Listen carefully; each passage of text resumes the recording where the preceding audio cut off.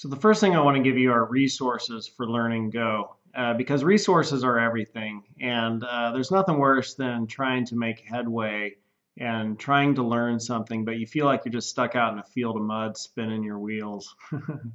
So here are the resources which will help you as you're trying to find answers to problems you may come up with when you're learning the language. Because I can't teach you everything. I'll try to teach you everything, but there's going to be, as always, something maybe you're a question you have and I haven't got to that material yet. Here are the resources to help you find the answers. So this is what we're going to cover in this video. And you can pause the video right now and just kind of take a look at this outline. And now I'm actually going to cover it. So the first thing I want to give you access to would be all of these links right here. And so here you have a link to presentations. And if you click on that, it will take you to all these presentations which I've used in my university classes for both the introduction to web programming and advanced web programming classes using Go. So these presentations are great to look through, and they have a lot of detail and screenshots, like helping you set up your editor. This is a fantastic presentation. It's going to give you all the little shortcuts and everything that you need for a web store, my editor of choice, and it'll show you how to set it up and configure it, the whole deal. So that's a really fantastic presentation. I go into a lot of detail here, which, really granular detail, which I might not be covering in this much detail in the course. But those presentations are super helpful. The next thing is you could click on this link and it'll take you to my GitHub repo. It'll take you to my GitHub account and then to the Golang training repo. And so this repo right here has really great code, which is written in a very step-by-step manner. And so it's going to give you, if you need to reference back, like how do I do something, you can come in here and, for instance, you could look at functions, right? And you could go into functions, and inside here you could say, okay, well, what is it, callback again, or closure, or func expressions, like how do I do that stuff? And so this is another really great resource. Something to know is that when you're here at the base of a repo, so I'm right in this Golang training repo, goes to Levin's my account name, and you click download zip, it's going to download all of the code to your computer. So you could just use that code on your computer. You could also come here and search this repository. So let's say you're like, oh yeah, how do I use OSArgs? You could search for that, and it'll bring up all of the code in the repository which uses OSArgs, right? And so you could then go click, and there's 33 results. You can see that here. You could then go click on the file, and it'll show you the entire file, and you can click raw, and then you could just copy this over right into your editor and use it. So super, super useful, those two things.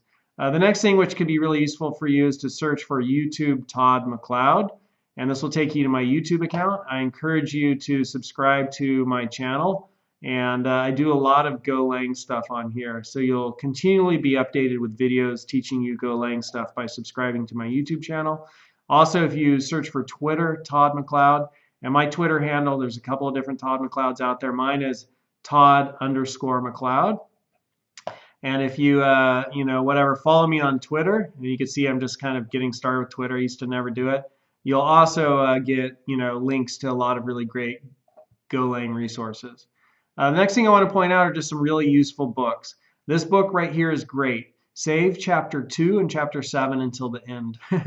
Read chapter 1, read 3, 4, 5, and 6, and 8, and then read 2 and 7 last. Those chapters are a little bit thick, right? But this is a great book written by Bill Kennedy, and he is one of my mentors in the Go programming language, and he knows what he's doing. It's a fantastic book. Here is another great book. This one is just about to come out, but I was able to read the early release chapter. And these people have never written a bad programming book in 30 years. And so it really speaks well to the language that they've written a book on this language. It means that they think it's great and it's going places, and they're endorsing it and giving it their seal of approval. But this is the Donovan and Kinnigan, I don't know how to say his last name, their book, right? So this is a great book. There's another great book which is online, and it's Caleb Doxey's Introduction to Programming in Go. So you can check that one out for free. Thank you very much, Caleb Doxey. He's also one of my mentors in the Go programming language. And then there's Go by Example, which is another great place just to resource, how do I do variables again? And it'll show you all, of the ways that this individual is doing stuff. And this is pretty good code on here. It's not perfect. Like with variables, I really think there's just two ways you should stick to working with variables, but that's kind of like my own personal opinion. And yeah, and it's also Bill Kennedy's opinion. So anyhow, this is a great place. Go by example. And then finally, we have the language spec. So if you just search for Golang language spec or Golang spec, it'll take you to the language spec. This, the language spec, and then also search for Effective Go.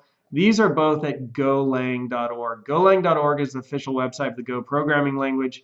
And each of these resources will help you answer questions about the Go programming language. So come to both the language spec, the official specification for the language, and Effective Go to learn about the Go programming language. Now, both of these resources here, the Go programming language was written by geniuses. So this is written in a different language from English. The language is Genius. So it looks like English, but a lot of times you'll read it and you won't understand what the heck they're talking about, right? And that's just the way this language is. I know somebody who's a very experienced programmer. They've been programming for like 3 decades, and it took them 6 months to understand the language spec. So, come here and read it, and don't be surprised if you're a little bit mystified.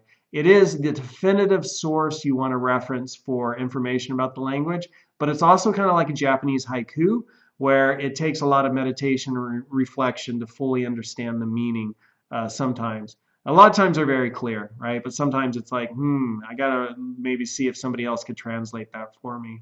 But the language spec and Effective Go are also really good places. Just like, for instance, you could come in here and you can look at the different types. And see, so here are all the different types in Go. Wow, that's pretty awesome, right? And then we could go in and we could start learning about the different types. So we'll see some of this as we go through the training. But the first thing I wanted to give you was just these resources, because resources are really helpful when you're learning something new. And these are some of the best resources I've come across, and they're the resources I use on a daily basis as I work with Go. So now you have them, and don't underestimate the value of that, right? Having the best resources, because that's super valuable. All right.